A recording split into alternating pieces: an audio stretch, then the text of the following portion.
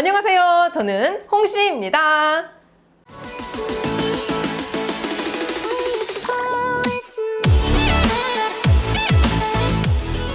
간만에 신차 소식! 2022년 3월 8일, 바로 오늘 르노에서 신차를 발표합니다.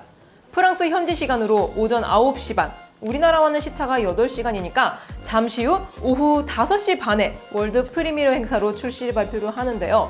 국내 여론으로는 오늘 발표되는 신차가 QM6의 풀체인지 버전, 바로 이 후속 모델이 될 거라는 예측이 많았습니다. 하지만 이 홍씨 피셜로는 이 카자르의 후속 모델인 오스트랄일 것 같은데요. 오스트랄은 르노가 유럽 시장 전용 모델로 내놓는 준준형 SUV입니다.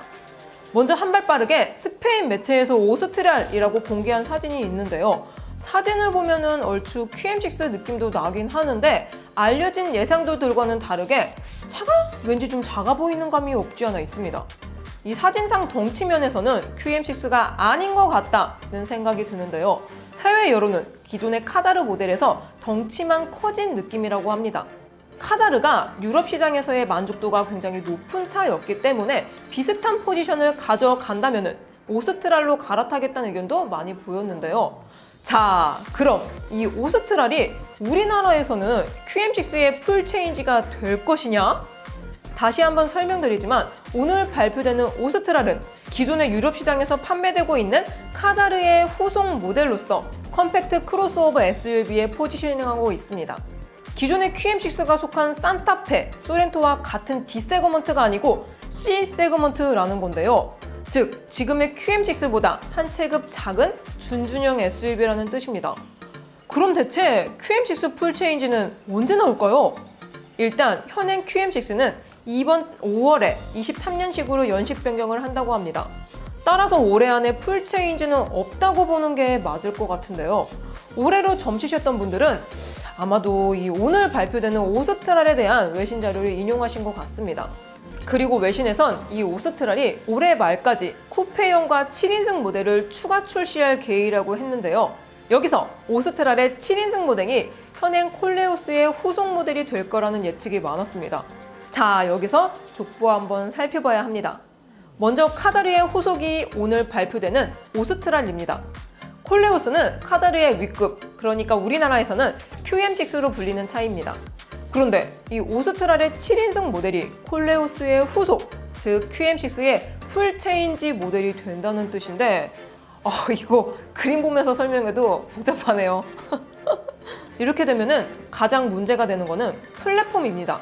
서로 다른 크기의 플랫폼을 사용했던 차가 오스트랄을 기점으로 같은 플랫폼으로 통합이 된다는 건데요.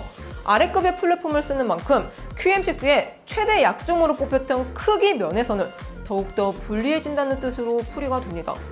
오늘 출시되는 오스트랄이 준준형인 C세그먼트, 이 준준형 플랫폼에서 덩치만 키운 7인승 모델을 바로 이 QM6 풀체인지로 쓴다는 건데요.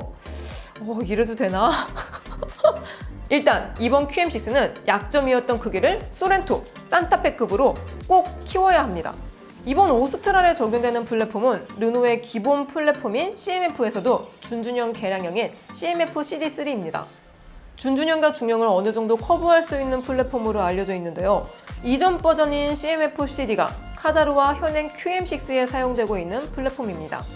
이 CMF CD 플랫폼으로 인피니티 QX60까지 만들어내는 걸 보면은 충분히 덩치를 키울 수 있겠지만 이 카자르의 후속으로 겨냥해 만든 것이기 때문에 C세그먼트에 맞게 제작이 된 것 같습니다. 즉, 오스트랄은 C세그먼트를 겨냥해서 만든 것이고 우리가 생각하는 QM6는 D세그먼트니까 현행 QM6의 후속으로 나올 이 오스트랄의 7인승 모델은 D세그먼트를 겨냥하고 나오지 않을까 예상이 됩니다. 물론 전용 플랫폼으로 만든다면 더 좋겠지만 내연기관 끝물에 설비 라인을 별도로 개설해야 하는 부담을 줄이고자 동일한 플랫폼을 사용할 것이라는 의견이 설득력 있게 다가옵니다. 물론 이번 CMF CD3 플랫폼은 크기를 떠나서 QM6에게는 새로운 뼈대입니다.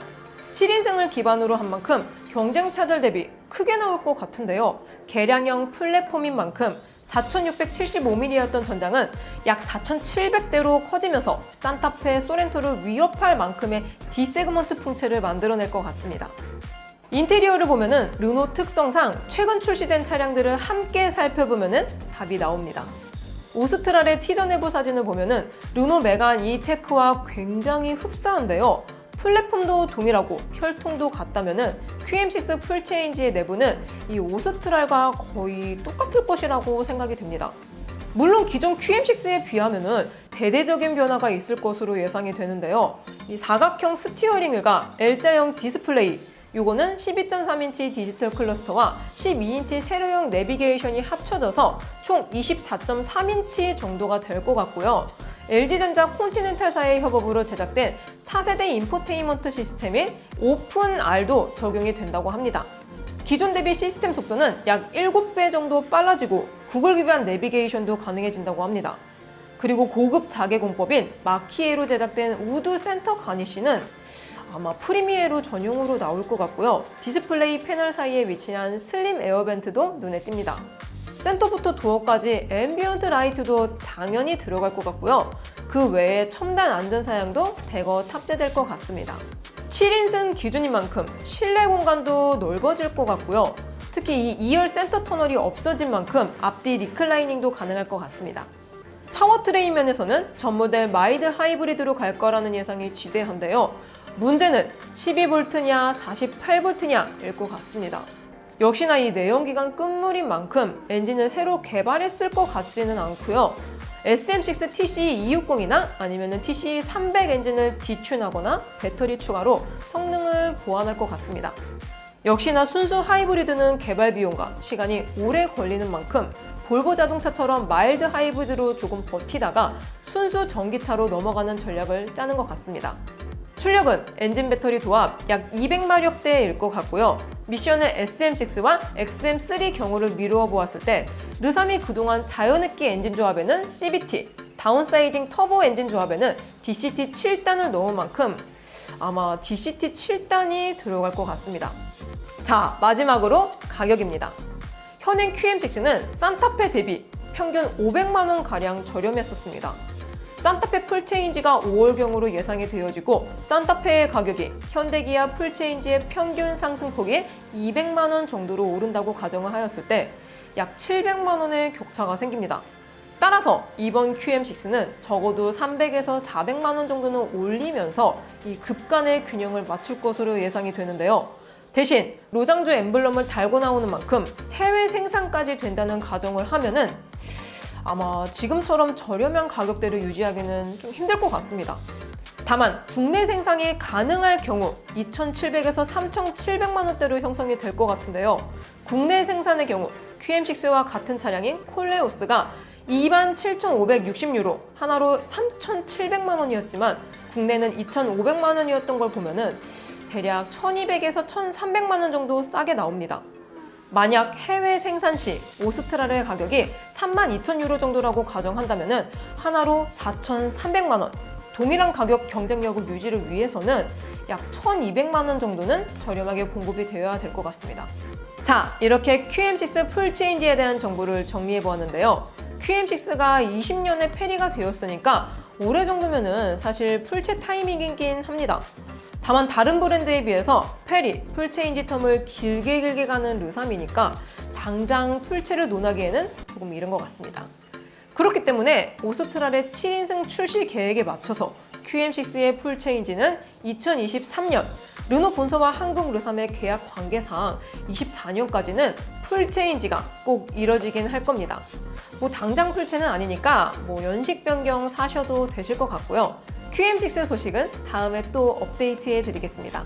오늘도 저의 영상이 재밌고 도움이 많이 되셨다면 좋아요와 구독 그리고 알림 설정까지 다음 시간에 또 뵐게요. 안녕! 빵!